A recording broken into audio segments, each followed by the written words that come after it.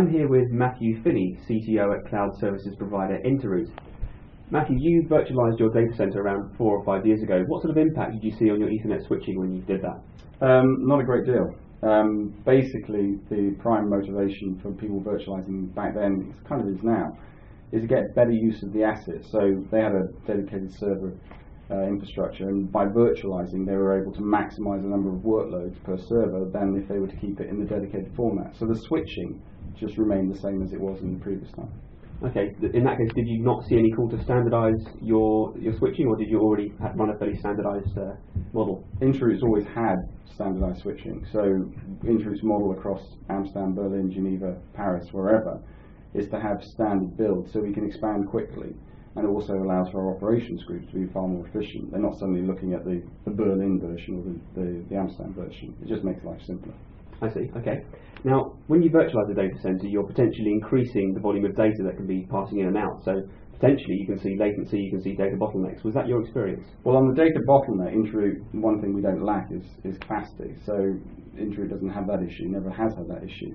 I think on the issue of latency, it's a bit of a myth really. I hear this a lot. People say, well, if I move to the cloud or take my data out of my premises and move it into the network, I'm going to have latency issues.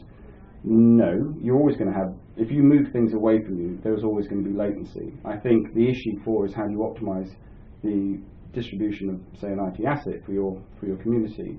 You know, we've been using the internet for many years now, and we're quite comfortable with the fact that, you know, someone out there has distributed stuff sufficiently such that I get the right experience I want for whatever I'm using. So I think with IT managers, I think they've got to think what's the best place to put my IT assets, and in the network is far more effective, far cheaper, far more cost effective.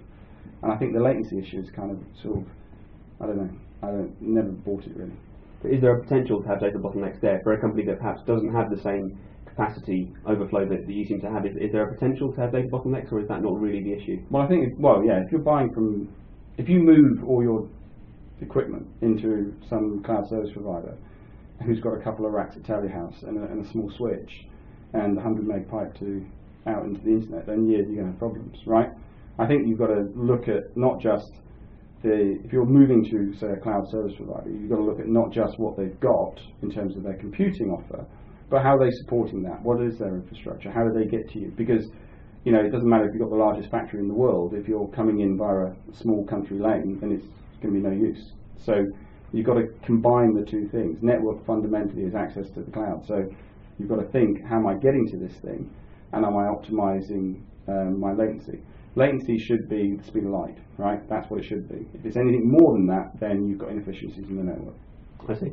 Okay, and what about application management? I guess the application management strategy can be impacted by virtualization as well. Has that been your experience? It was initially, but bear in mind for us, I think we tend to deal largely with infrastructure as a service. So the goal of us is to produce a virtualized instance of a server that appears, to all intents and purposes, can be managed in the same way as its dedicated predecessor. So I think it's vastly improved. There's no doubt about it. The way in which we virtualize and hypervise has become more network aware, which has allowed for more sophisticated levels of management. And I think the other advantage is now, within a purely virtual world, is you can offer far more flexible suites of monitoring and application management to your customers, because you're not putting in physical asset every time you want to do something for a customer. So it makes it a far more agile way and a far more flexible way for application management. So I would argue actually it's improved. I see, okay.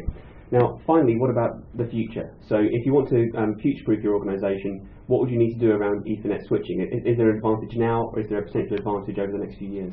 I think for us right now, the first thing we've got to do is get trust from our customers. So we've got to get them to trust that we can rack stack, replace their racking, stacking and provisioning service that they do today themselves, and trust that if they give it to someone like an Interoute, someone else, that service, that infrastructure as a service is comparable and is good, because the business case is very compelling. Once that occurs, and once you start to see volume, we're in a much better position to start optimizing the way in which we construct that and deliver it. And I think, invariably we'll look at things like how is, the efficiencies of the Ethernet switching. Bear in mind, when a service provider says efficiency, he really means I want it a bit cheaper, and I want less of switching events to get in the way of how I access data and this sort of thing. For Interroute right now, it's really all about tight integration within our MPLS infrastructure, more so than just the Ethernet switching. Is making it totally MPLS aware. That's really the priority at a sort of technology level. Fantastic. Matthew, thanks very much.